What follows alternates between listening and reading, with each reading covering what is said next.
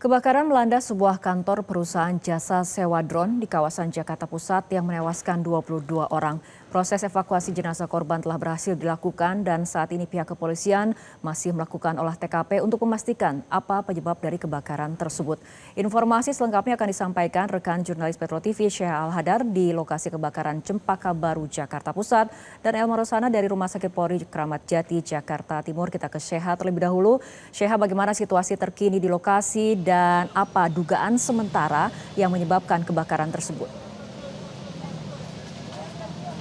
Saudara dan juga pemirsa, untuk olah tempat kejadian perkara atau TKP saat ini memang sudah dinyatakan ditunda terlebih dahulu karena mengingat tidak ada penerangan saat ini di lokasi kebakaran. Kemudian untuk dugaan sementara, apa sebenarnya yang menyebabkan kebakaran yang terjadi begitu hebat di wilayah Jakarta Pusat, ini sehingga saat ini memang masih belum bisa ditentukan karena memang masih dalam proses penyelidikan.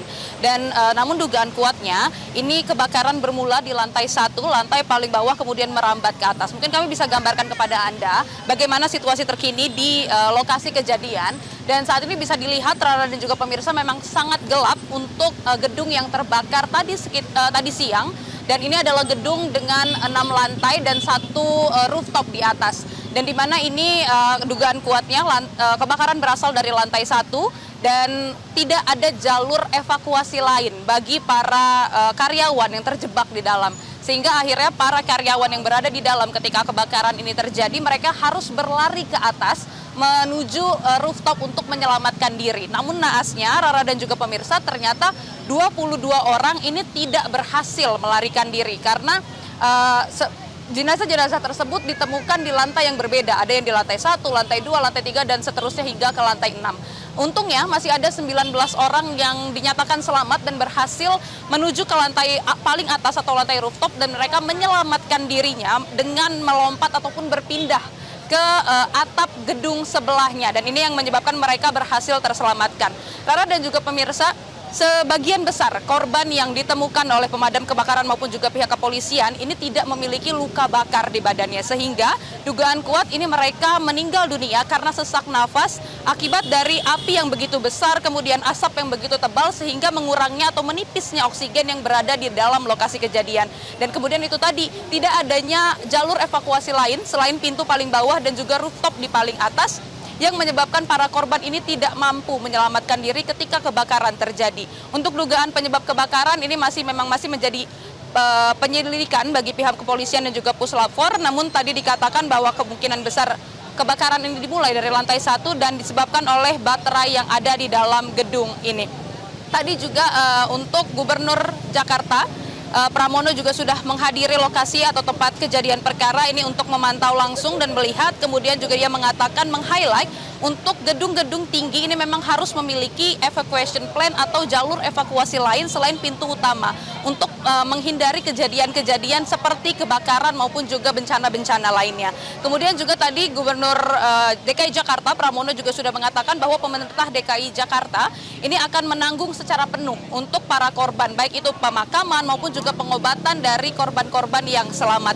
Dan kita masih menunggu saat ini, Rara dan juga pemirsa, bagaimana nanti hasil dari olah kejadian perkara, apa sebenarnya penyebab dari kebakaran ini dan apakah akan ada unsur pidana, karena tadi disebutkan oleh tim Puslap 4 bahwa memang masih menjadi penyelidikan apakah akan ada unsur pidana dalam kebakaran yang terjadi di wilayah Jakarta Pusat. Sementara itu, Rara, kembali ke Anda. Ya, Syekh, terima kasih atas laporan Anda dari lokasi kebakaran. Selanjutnya bagaimana dengan proses identifikasi jenazah korban kebakaran hingga saat ini? Elma, silakan dengan laporan Anda. Ya, Fitri, tadi pada pukul 19 waktu Indonesia bagian Barat, tim Inafis telah tiba di Rumah Sakit Polri Kramat Jati, yang berarti proses identifikasi untuk seluruh korban kebakaran komplek perkantoran di Cempaka Baru, Jakarta Pusat telah dimulai. Dan saat ini di belakang saya pun sudah ada keterangan untuk pos DVI, pos mortem juga telah dipasangi garis polisi untuk menjaga proses identifikasi terhadap setidaknya 21 kantung jenazah yang telah dibawa ke RS Polri Kramat Jati untuk diidentifikasi untuk kemudian nanti diserahkan kepada pihak keluarga. Nah, Fitri, memang untuk proses identifikasi sendiri dari RS Polri ini setidaknya menyiapkan 11 tim identifikasi yang terdiri dari tim postmortem, antemortem, dan juga tim DNA. Untuk membantu proses identifikasi ini juga bekerja sama dengan laboratorium UI.